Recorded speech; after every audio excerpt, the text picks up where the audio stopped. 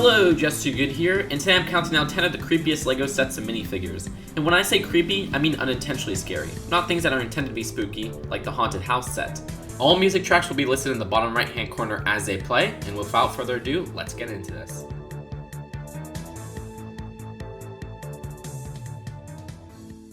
Starting off my list is the original Squidward minifigure from the 2006 LEGO SpongeBob Krusty Krab set. If you're not a fan of SpongeBob, this probably doesn't look creepy to you, but if you do watch SpongeBob, at least for me, this looks like the dilapidated body of Squidward. The lack of a molded head really hurts here. Squidward never smiles. Seeing him with his dead smiling expression in this minifigure and a flat head just looks a little creepy to me. Not that creepy, but trust me, it really only gets worse from here on this list. Next on my list is Alder, a minifigure who was in the LEGO Star Wars Pod Racer bucket from 2000. They say Turg is an experiment gone wrong, clearly they've never seen this boy. Of course, Alder looks creepy nowadays since we never really see minifigures whose bodies are made out of regular LEGO bricks opposed to a torso and leg piece. Not only does Alder look creepy, but he looks nothing like he does in his film. Either way, while the next iteration of the minifigure was less creepy, I think it managed to be a worse minifigure in general, but that's a whole nother story. I've heard people say the new LEGO City Baby is creepy. What? That little thing is adorable! But a creepy LEGO baby takes the 8th spot on my list. It's the LEGO Belleville Baby minifigure, which came in various sets of the now dead Belleville line. Look, Belleville was something. I liked a lot of the pieces that were exclusive to it. Some are generally useful. Alright, what the heck is that, LEGO? Oh, it's a microphone. Got ya. Either way, the baby minifigures remind me of baby dolls. They have the same creepiness and borderline uncanniness. Of course, they probably look better in person, as these are old Bricklink photoshops. But either way, the rubbery looking skin and awkward facial expression is not only ugly, but pretty creepy. Okay, next on my list is the many minifigures from the LEGO Chima Fireverse Ice line. I mean, sure, when you look at them at first, they look cool, I guess, but upon a closer look, they have their flesh torn and their insides just oozing out of them. One of the worst is Boom Boom, where part of his skull is just visibly ripped open. I know the Chima lore is that these are sort of zombie animals, long extinct species brought back to life, but I'm amazed with the amount of wounds and innards visible on the minifigures. In the movies, Darth Maul looks menacing, no pun intended, in a cool way.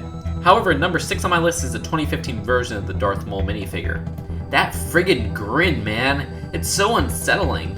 In the movies, his grin looked more angry, but it does not translate well into minifigure form.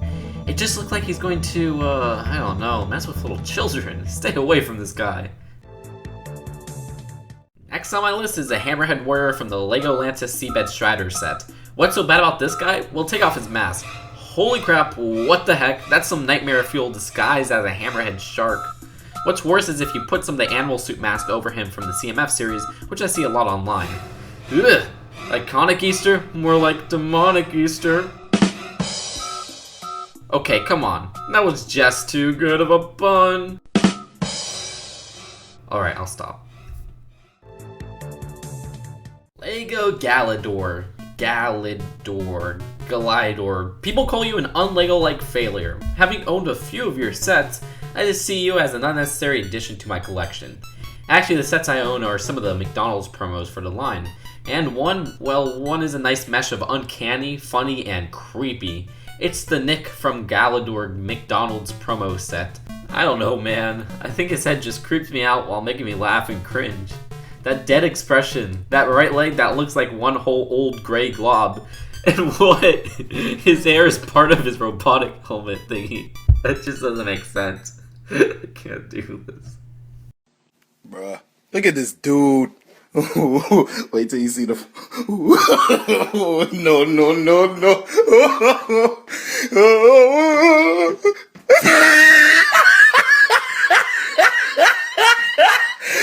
Look at the top of his head. Look at his lips.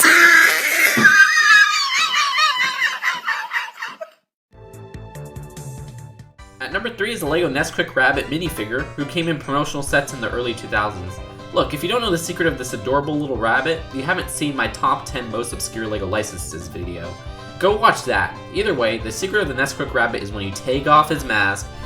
Oh my god. That is creepy. Holy cajoli. I mean, let it seep in. Alright. I won't dwell on it any longer. Alright, so number 2, it's the original 2013 LEGO Toys R Us exclusive Jeffrey the Giraffe polybag. Many of you may have guessed this to be this high on the list, but come on. It's Jeffrey's decapitated head on a green plate. His face just stares into the builder's eyes. Ugh, I mean, those 2 eye builds are just so blank. Actually, this guy creeps me out daily. I put him right next to my desk. Yeah. Alright, at number 1, it's the set that inspired me to make this list, the 2016 Jeffrey and Friends set. He's just sitting there like, hey kid, you want some Legos? Not grammatically correct. I mean, if you look at it in that way, it's creepy. If you look at it just as a build alone, it's still creepy in other ways. The proportions are so out of whack, even for a giraffe. They tried portraying Jeffrey's humanoid appearance, but they really dropped the ball. His belly is way too big for the set neck and head proportions, the head is terrible, falling into frightening territory with this weird beak with a hinged mouth, and the Mixel eyes just do not work here. I mean, this manages to be a very strange build with very creepy implications in so many different ways. And that's it. I hope you all enjoyed this list. Please don't take it too seriously. This was all just in good fun. That's it for now, and I'll see you guys later. Bye.